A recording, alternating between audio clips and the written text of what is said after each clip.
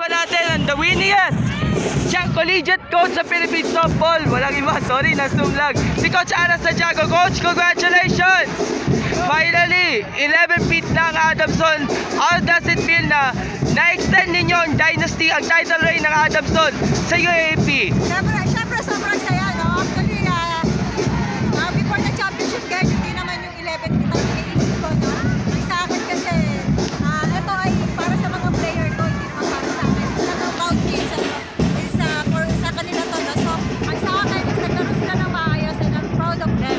So, sabi ko sa kanila, be proud to yourself guys, dahil sa inyo kaya tayo nag-champion. And of course, malaki ang naitulong at nai-contribute ng mga teammates ninyo, lalo na yung MVP at the finals MVP. Of course, dual day ang series, nagkalamang ang UP, nagkalamang ang Adamson, pero sa uli, nanalaig kayo at nanalo kayo ng 11 feet. Ano ba pakiramdam na tumalab yung contribution sa mga teammates nila sa Adamson? Yeah, sabi ko nga sa kanila, ang Adamson team ay palaban. It shows character pagka mga ganitong gibitan. Lumalabas talaga kung sino talaga sila. And I'm proud ako sa kanila na ganun lagi ang nangyayari. And kapag crucial, lagi kayo nag-step up. At sobrang saya namin dahil nakuha namin yung goal namin. Ito yung mga pinaghirapan namin, pinaghandaan talaga namin. Sabi ko nga sa kanila, being a champion is not easy. Kailangan talaga maraming sacrifices, hirap, hard work, nakaharapin namin. Pero kung gusto nyo talaga mag-champion, magdadaan talaga natin lahat. At kailangan natin malagpasan. And ipinakita nila yung puso palaban. Okay, so art-stopping talaga ang naging title series na ito, do or die, and of course nanalo kayo at na-maintain ninyo ang supremacy ninyo sa UAAP. What's your reaction na panalunan nyo exactly yung mismo title doon sa uling play ninyo? Yeah, sabi ko lang naman sa kanila, pag tayo nagkatao sa base, maniwala lang kayo. Mananalo tayo, basta tayo nagkatao sa base. And nangyari na, nung na-execute ng mabuti ni Angelo Gabriel doon, nagsimula, and ayun na, nagsimula na kami hanggang pumuntak kami, hanggang maipanalo namin yung last time. Ang importante, wala lang bibitaw. Yun lang ang kailangan lang tuloy ang laban hanggang hindi natatapos ng 7 or extension innings. Walang talo, walang panalo. Ang importante, lumalaban hanggang uli. So what's next for Adamson? Magpapahinga na muna kayo bago pagplanuhin yung susunod na UAAP season.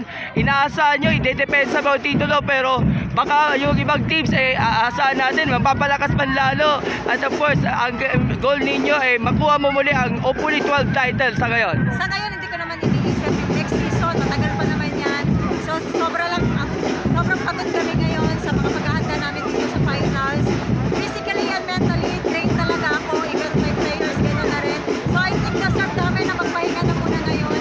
And let's see for the next season, saka na namin siya iisipin. At maghahandaan sa ngayon, i-enjoy muna namin ang pagiging champion. Okay, update muna sa Blue Girls. Anong latest sa Blue Girls? Anong mga competitions na asahan natin for the Philippine softball team sa women's? Sa ngayon, ang Blue Girls ay nag-prepare for the Canada Cup this coming July. So yun lang ang aming tournament this year kasi ang aming mga main na event ay next year pa. So magandang preparations to kasi may mga incoming na mga players, new players sa Blue Girls.